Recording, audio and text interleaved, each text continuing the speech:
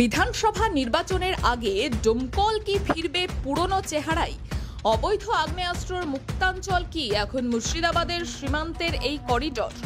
বুধবার রাতে ডোমকল থানার নিশ্চিন্তপুর গ্রামে আগ্নেয়াস্ত্রের কারখানার হদিশ মেলার পরে এমনই হাজারো প্রশ্ন উঠেছে নানা মহলে। প্রচুর আগ্নেয়াস্ত্র তৈরির সরঞ্জাম সহ সিরাজুল মণ্ডল নামের এক যুবককে গ্রেপ্তারের পর কপালে ভাঁজ পড়ছে আম জনতা থেকে পুলিশ প্রশাসনের। চলুন দেখে নেওয়া যাক সেই আগ্নেয়াস্ত্র এক ঝলকে।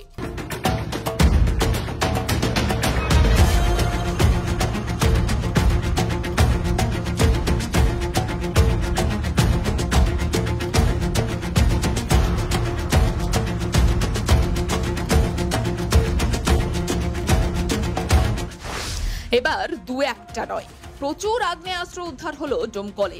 অস্ত্রের ভান্ডার থেকে গ্রেপ্তার করা হয়েছে সিরাজুল মণ্ডল নামের এক যুবককে।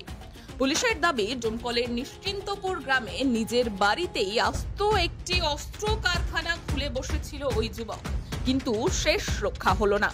বুধবার রাতে এসওজি ও পুলিশের যৌথ অভিযানে ডোমকলের গড়াইমারি এলাকার নিশ্চিন্তপুর গ্রামে হানা দিয়ে উদ্ধার করল প্রচুর আগ্নেয়াস্ত্র সহ অস্ত্র তৈরির সরঞ্জাম। সেই সঙ্গে উদ্ধার হয়েছে প্রচুর জাল নোট। পুলিশের দাবি, বছর 26-এর সিরাজুল মণ্ডল নিজের বাড়িতেই একেবারে অস্ত্র তৈরির কারখানা খুলে বসেছিল। গোপন সূত্রে খবর পেয়ে বুধবার রাতে হানা দিয়ে সেই অস্ত্র এবং অস্ত্র তৈরির সরঞ্জাম উদ্ধার করা হয়েছে। চলুন কি অস্ত্র পাওয়া গিয়েছে দেখে নেওয়া যাক।